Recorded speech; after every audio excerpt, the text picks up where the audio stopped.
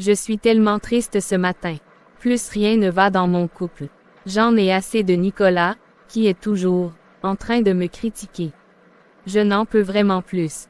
Et quand ce ne sont pas des critiques, c'est le mépris qu'il manifeste. Franchement, je ne peux plus gérer tout ça seul. Il faut que j'appelle mon ami Fleur. Je vais lui demander si on peut se retrouver au parc pour discuter un moment. Je sens que je vais exploser, si je continue de garder mes ressentis, mes émotions, au-dedans de moi. Bonjour mon ami, comment vas-tu ce matin? Moi, je vais très bien, par la grâce de Dieu. Merci. Par contre toi, tu as une voix, un peu triste. Qu'est-ce que tu as? Est-ce que tu vas bien? Très sincèrement, je ne vais pas te le cacher.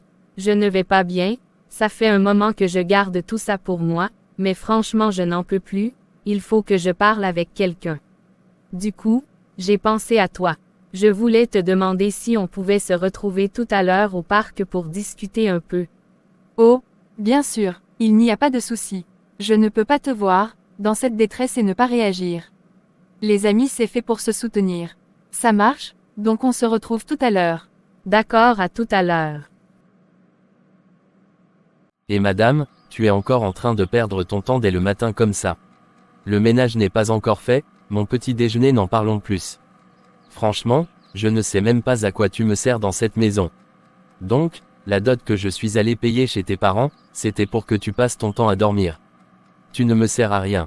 Quitte devant moi. Ouh, mais c'est quoi encore ton problème ce matin? Donc, tu ne peux même pas d'abord commencer par me dire bonjour. Directement tu bascules encore sur tes critiques interminables. Tu ne sais même pas comment je vais, ni comment j'ai dormi, donc mon état émotionnel ne te préoccupe même pas. Tu ne te soucies même pas de mon bien-être émotionnel. Tu commences directement à crier. Et, c'est à qui, que tu réponds comme ça même? Ça ne te va pas, la tête ou quoi? Tu es tellement stupide et inutile. Tu es quel genre, de femme même?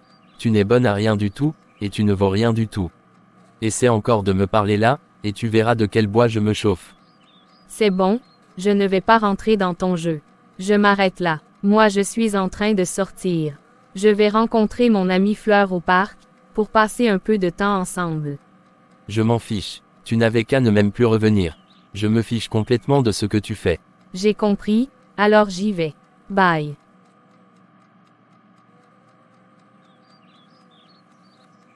Coucou ma chérie, tu es enfin là. Je suis heureuse de te voir. Mais, tu as mis un peu de temps à arriver. Mais, c'est Nicolas qui m'a retenu avec des critiques interminables là. Moi aussi je suis heureuse de te voir et surtout merci de m'accorder de ton temps. Pas de quoi, je serai toujours là pour toi ma chérie. Alors dis-moi, qu'est-ce qui se passe à la maison? Ah ma puce, c'est Nicolas, il passe la majeure partie de son temps qu'à me critiquer. Chaque fois, je fais quelque chose, il trouve toujours à redire. Il n'est jamais satisfait de rien. Toujours que des reproches, il ne fait que ça.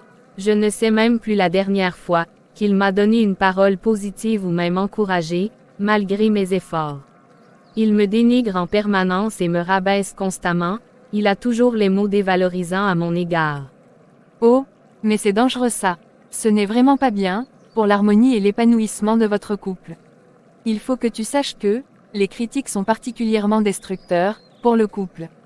Se critiquer régulièrement, peut briser la connexion émotionnelle, du couple.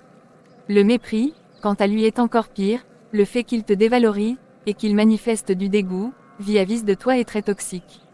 Il est même plus dangereux, car il détruit quelque chose qui est nécessaire dans le couple, c'est-à-dire le respect mutuel, et aussi la connexion émotionnelle. Et crois-moi, il est même associé, au risque le plus élevé de séparation ou de divorce. Bien sûr, car souvent, je n'ai qu'une idée en tête, c'est de partir et le quitter, pour avoir un peu de paix, de tranquillité. Je suis en train de perdre ma confiance et mon estime.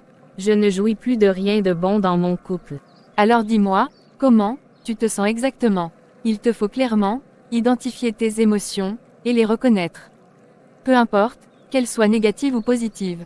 Tu as le droit, de t'exprimer librement pour pouvoir, évacuer toute cette pression, que tu as à l'intérieur de toi. L'émotion principale est la tristesse. Je suis si triste que souvent il m'arrive de pleurer à chaudes larmes. Je n'en peux vraiment plus. Quand cette tristesse la passe, je ressens subitement beaucoup de colère. Du coup parfois, quand il commence à me critiquer, j'essaie de me défendre et là je ne lui permets pas et j'ose exprimer mon ressenti. Sauf que ça ne résout rien du tout. Au contraire, il devient encore plus violent. Et pour calmer la situation, ensuite je préfère juste me taire et je retourne dans ma tristesse. Le calme revient et là quelque chose de nouveau se produit et subitement il recommence à me dénigrer, me rabaisser. Donc, c'est dans ce cercle vicieux-là que nous vivons au quotidien. Oui, je reconnais que, c'est vraiment une situation difficile. J'ai bien compris, la situation conflictuelle, dans laquelle est ton couple. Dis-moi, quelles sont tes attentes, par rapport à tout cela? Quels sont, tes besoins précis, à ces moments-là en ce qui concerne Nicolas? Premièrement, je voudrais qu'il me parle calmement sans forcément crier sur moi.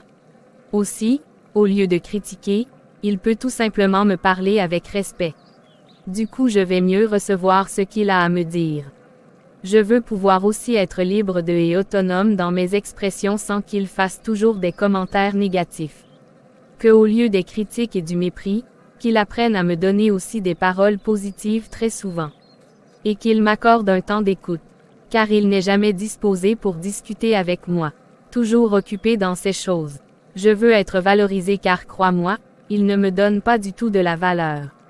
Effectivement, toutes tes attentes ont du sens. C'est normal, de demander tout cela. Tu le mérites et c'est effectivement ce qui va vous apporter l'harmonie et l'épanouissement. On a besoin de l'écoute active en couple, on a aussi besoin d'être valorisé. Les critiques ne permettent pas bien nos messages qu'on veut transmettre de bien passer. J'ai bien pris en compte tout ce que tu as dit. Alors, comment tu te sens maintenant? J'avoue que je me sens bien mieux que lorsque je suis arrivée. Discuter avec toi, de ce que ressens vraiment m'a fait évacuer la pression que j'avais en moi. Vraiment, je te dis merci ma chérie. T'inquiète, je suis là pour toi. Ce que je te recommande maintenant, c'est de garder ton calme quand tu vas rentrer.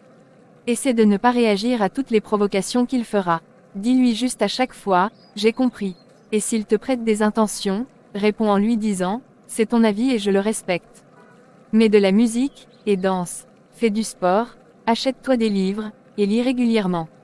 La lecture est une très bonne thérapie pour l'âme. Achète-toi un bloc-notes, et écris tout ce que tu veux.